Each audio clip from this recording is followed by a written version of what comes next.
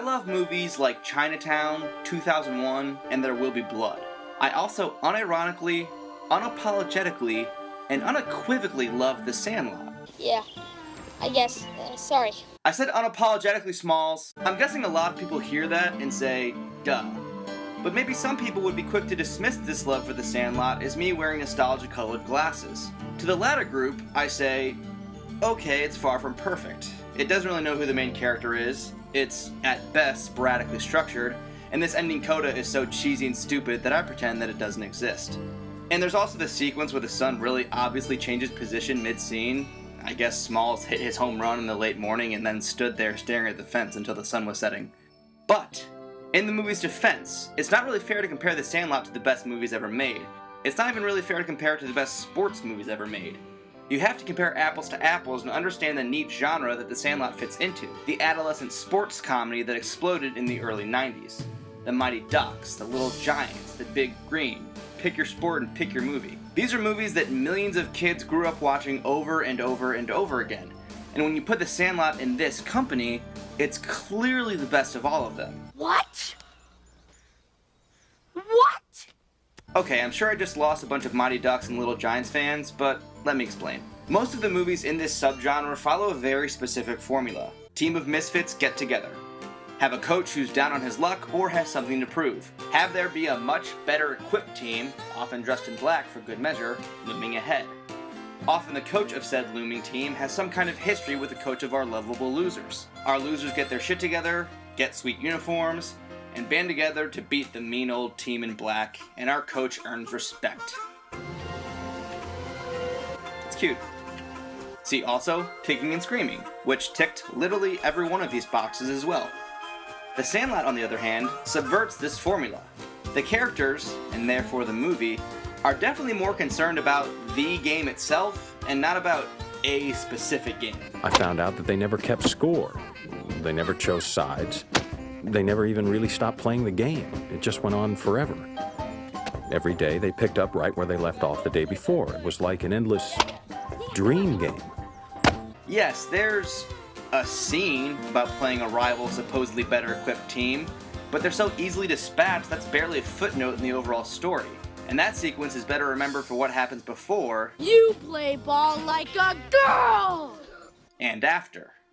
In most movies of the genre, this would be the climactic scene, but in The Sandlot, it's just another sequence. It's gonna be a short game and I gotta get home for lunch. But this brings up the fact that the movie really is just a series of sequences. That's what I mean when I say it's oddly structured. You might be tempted to say that it's structured around Smalls making friends. Scotty, have you made any friends yet? Okay, well if that's the case, then the movie's over after 20 minutes. Okay, let's play some ball. Yeah, let's play some ball. All right. Yeah, I knew it. How's the time? Maybe you think the movie's structured around Smalls learning to be comfortable with Bill. At the time, he and I were still getting used to each other. Or maybe the guys overcoming their fear of the beast. And while those are the two biggest conflicts of the story, there's a half-hour stretch in the second act, i.e. the place where the quote-unquote story usually takes place, where neither one is mentioned or referenced. They're teased in the first half hour and disappear until the last half hour. Let me put it this way, if the movie is about Smalls and Bill, or about overcoming the beast, then how does the tobacco scene fit into that story? The 4th of July scene? The pool honey scene? So much of The Sandlot has little to do with this supposed overall narrative. The movie is more a series of vignettes rather than a linear progression like Mighty Ducks or Little Giants. But that also frees it from the constraints of just building up to one final game.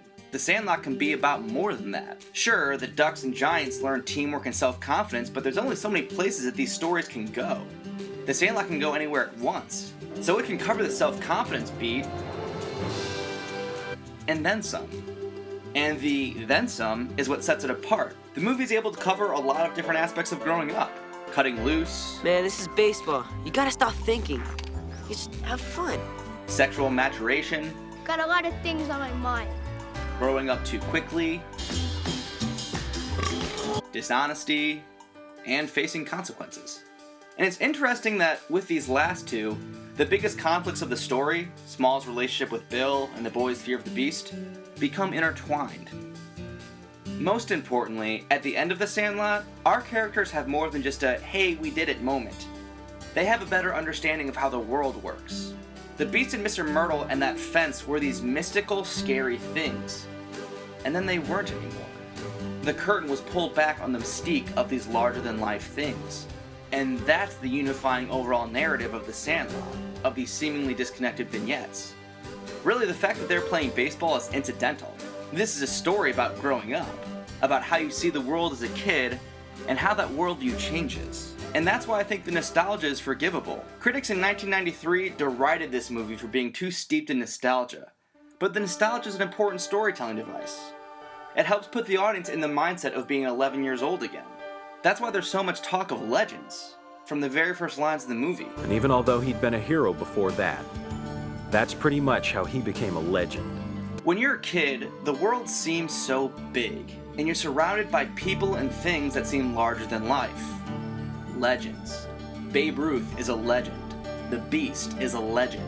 Wendy Peppercorn is a legend. And slowly but surely, these are demystified.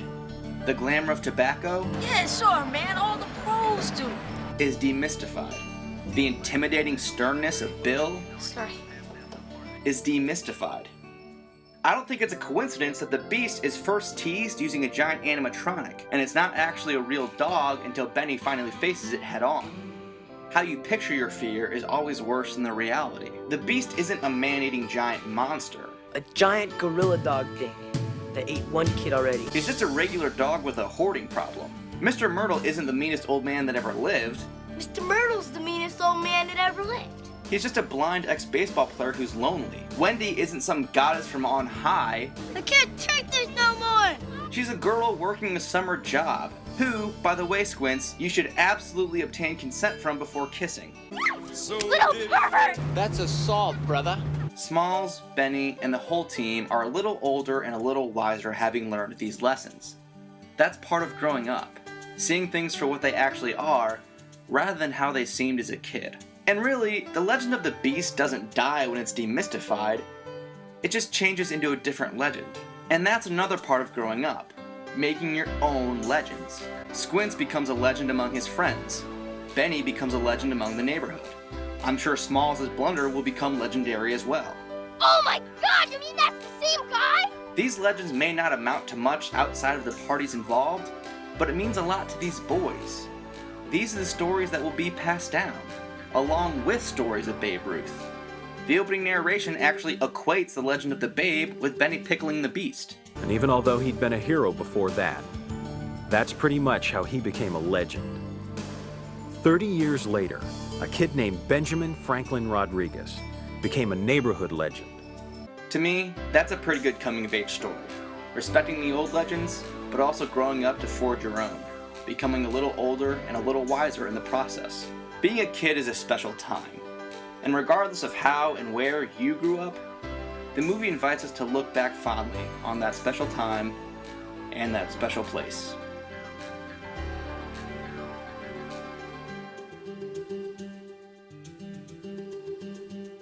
Okay, if we can all agree to throw out this bullshit ending, how about this for an alternative? Scott's mom was clearly a student at Faber College and Animal House, and slept with a much older Donald Sutherland. Being bad is more fun than being good.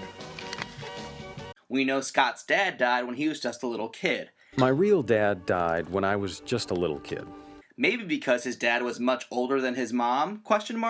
So, I think Donald Sutherland is Smalls' dad.